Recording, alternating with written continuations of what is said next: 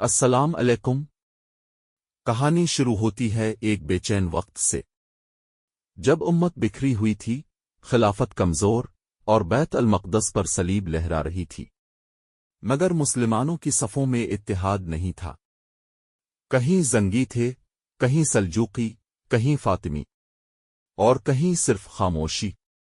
میں آپ کو 12 صدی کے دنیاوی طاقتوں میں اس وقت کی ورلڈ آرڈر یعنی عالمی طاقتوں کی ترتیب آسان الفاظ میں بتاتا ہوں۔ عباسی خلیفہ کو روحانی و مذہبی سربراہ سمجھا جاتا تھا۔ وسطی عراق، خاص طور پر بغداد، پر عملی کنٹرول تھا، لیکن اس کے پاس اصل طاقت نہیں تھی۔ سلجوقی سلطنت ایران، وسطی ایشیا، کچھ شام میں، فاطمی خلافت صرف مصر اور کچھ شمالی افریقہ، زنگی حکومت، ایک مضبوط مسلم سلطنت جو صلیبیوں کے خلاف متحد ہوئی۔ نور الدین زنگی نے ہی صلاح الدین اور اس کے خاندان کی تربیت کی۔ صلیبی ریاستیں یروشلم، طرابلس، لبنان، رومن کیتھولک چرچ یورپ کو مذہبی طور پر کنٹرول کرتا تھا۔ انگلینڈ، فرانس، جرمنی کی بادشاہتیں صلیبی جنگوں میں شامل ہوئیں۔ صلیبی فوجی بیت المقدس پر قبضہ کر چکے تھے، اور مسلمان دنیا بکھری ہوئی، باہم دست و گریبان تھی۔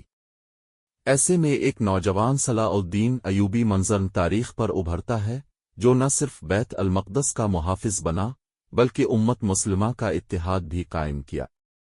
صلاح الدین 1137 میں تکریت کے ایک کرد گھرانے میں پیدا ہوئے۔ بچپن میں دمشق منتقل ہوئے، جہاں علم، ادب، فقہ، قرآن اور جہاد کی فکری تربیت حاصل کی۔ ان کے چچا شیر کو زنگی سلطنت کے مشہور سپہ سالار تھے، جن کے ساتھ انہوں نے نوجوانی میں میدان جنگ کی تربیت لی۔ جب مصر کمزور ہو چکا تھا اور صلیبی حملوں کے دہانے پر کھڑا تھا، تو شیر کو اور صلاح الدین نور الدین زنگی کے حکم پر وہاں پہنچے۔ شیر کو مصر کے حکمران بنے، لیکن ان کی وفات کے بعد 1169 میں محض 32 سالہ صلاح الدین کو وزیر اعظم بنایا گیا۔ کچھ ہی برسوں میں صلاح الدین نے فاطمی خلافت کو ختم کر دیا اور عباسی خلافت کا خطبہ مصر میں جاری کر کے وحدت مسلمین کی بنیاد رکھی۔ صلاح الدین نے مصر میں عدل پر مبنی حکومت قائم کی، ٹیکس کم کیے، علماء کی سرپرستی کی، عوامی فلاح کے منصوبے بنائے۔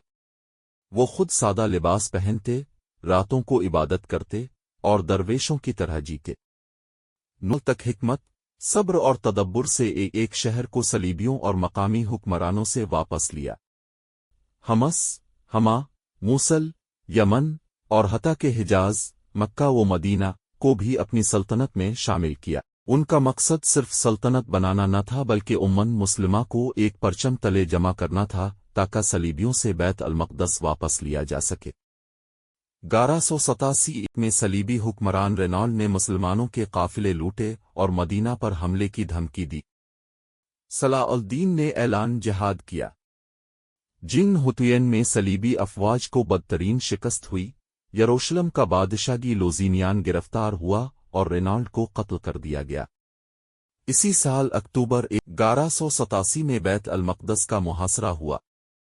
صلیبیوں نے مزاحمت کی، مگر آخرکار شہر صلاح الدین کے حوالے کیا۔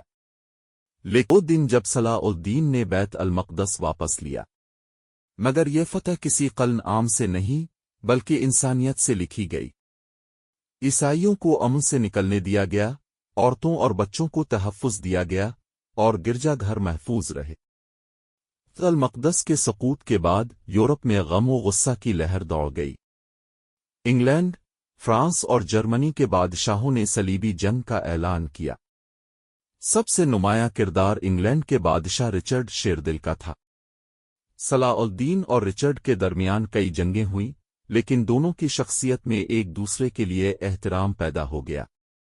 صلاح الدین نے رچرڈ کو 2 بار طبی امداد بھجوائی اور کبھی دشمنی کو ذاتی نہیں بنایا۔ میں ایک معاہدہ ہوا جس کے تحت بیت المقدس مسلمانوں کے پاس رہا، مگر عیسائی زائرین کو مقدس مقامات تک رسائی دی گئی۔ مارچ 1193 میں دمشق میں صلاح الدین کا انتقال ہوا، جس کے پیچھے ایک پوری امت اشک بار تھی۔ ان کی زندگی بھر کی جمع پونجی صرف چند درہم تھی۔ صلاح الدین ایوبی ایک نام نہیں، ایک نظام ہے، جس میں قیادت ہو تو عدل کی، طاقت ہو تو رحم والی، اور فتح ہو تو انسانیت کے ساتھ۔ وہ تاریخ کے اوراق میں سنہری حروف سے نہیں، بلکہ کردار کی روشنی سے زندہ ہے۔